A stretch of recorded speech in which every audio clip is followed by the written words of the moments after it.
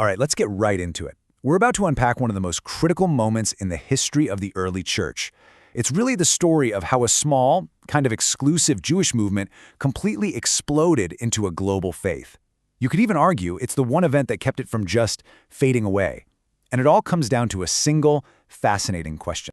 I mean, really think about that. How does a group that is defined by really strict cultural and religious lines suddenly throw its doors open to the entire world? It seems impossible, right? You'd think that would take, I don't know, generations of debates and councils and all this slow, painful change. But that's not what happened. Nope. This whole transformation, this whole explosion, it happened because of one single encounter. An encounter so improbable, so perfectly timed, that the people who were there could only come to one conclusion. God himself had to be behind it.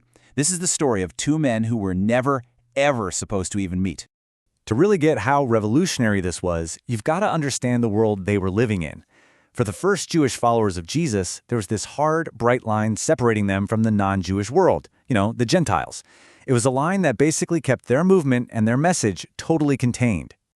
And look, these weren't just suggestions. These were the absolute core of their identity. Circumcision, that was the non-negotiable sign that you belonged to God's people. The dietary laws, these were so serious that generations before, people had literally died rather than eat unclean food.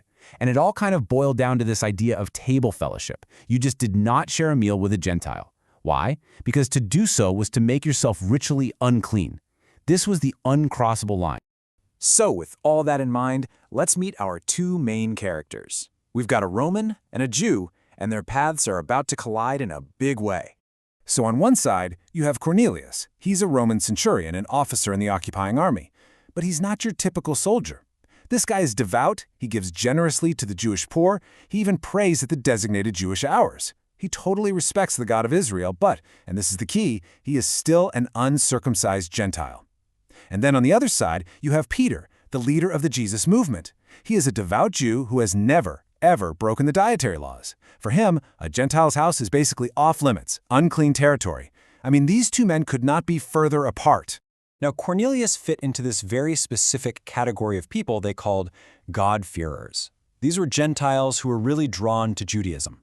They'd go to the synagogue, they worshipped the one true God, and they tried to live ethical lives. But they hadn't taken that final, irreversible step of conversion, circumcision. So they were respected, for sure, but they were still on the outside looking in.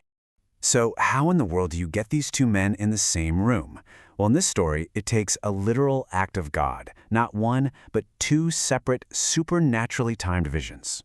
And the timing here is just unbelievable. Check this out. At 3 p.m., the Jewish hour of prayer, an angel shows up and tells Cornelius to send for a guy named Peter in Joppa, which is about 30 miles away. Then, the very next day, at the very moment Cornelius' men are getting close to the city, Peter is up on a rooftop praying. The timing is just perfect. So Peter's up there, he's hungry, he's waiting for lunch, and he falls into this trance. He sees this giant sheet being lowered from heaven, and it is filled with every kind of animal you can imagine, including reptiles and birds that are explicitly forbidden by Jewish law. Then a voice tells him, "Get up, Peter, kill and eat." And Peter's reaction is exactly what you'd expect from a devout Jew his entire life. It's this gut-level, horrified, "No way." This command goes against everything he has ever known, everything he has ever practiced. It's a complete violation of who he is. But the voice from heaven says it again and again. 3 times it drives the point home. And just as Peter is trying to figure out what this bizarre vision about food could possibly mean, there's a knock at the gate. It's the men from Cornelius. And suddenly, you can almost see the light bulb go on. Peter starts to realize maybe this vision isn't about food at all. Maybe it's about people. The Holy Spirit then tells Peter to go with these men and not to hesitate. So Peter does something shocking. He invites these Gentiles to stay the night. That's his first major transgression. And the next day, he sets off for a Roman centurion's house. He's about to cross that uncrossable line. Now, Peter knows this is a huge deal. He completely understands how controversial this is going to be. So he doesn't go alone. He takes 6 other Jewish believers with him, which makes for a total of 7 official witnesses. He is already preparing for the questions that he knows are coming his way. So Peter arrives, he walks into the Gentiles' home, and he starts to explain the message of Jesus.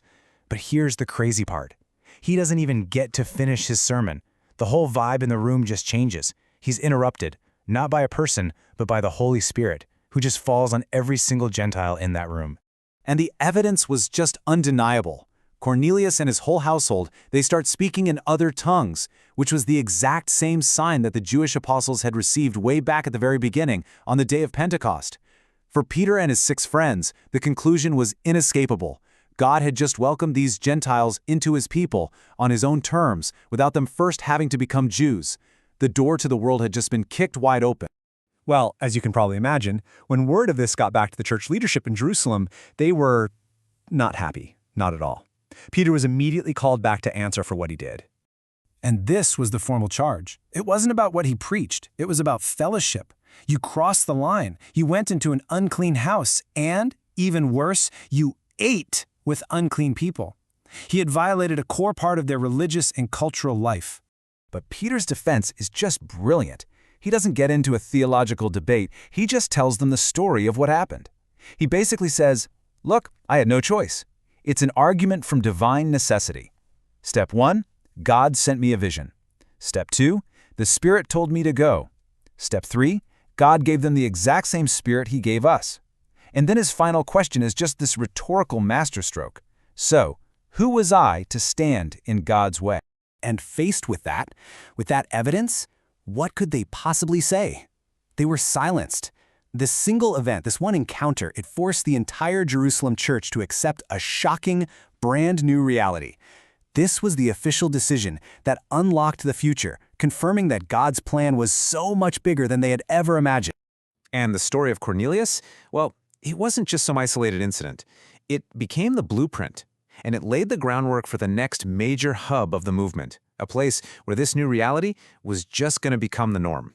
So you go to this bustling, totally multicultural city of Antioch, and you have Jewish believers who are now emboldened by what happened with Cornelius, and they start intentionally sharing their faith with their non-Jewish neighbors. And right there, for the very first time, a truly mixed community of Jewish and Gentile followers of Jesus is born.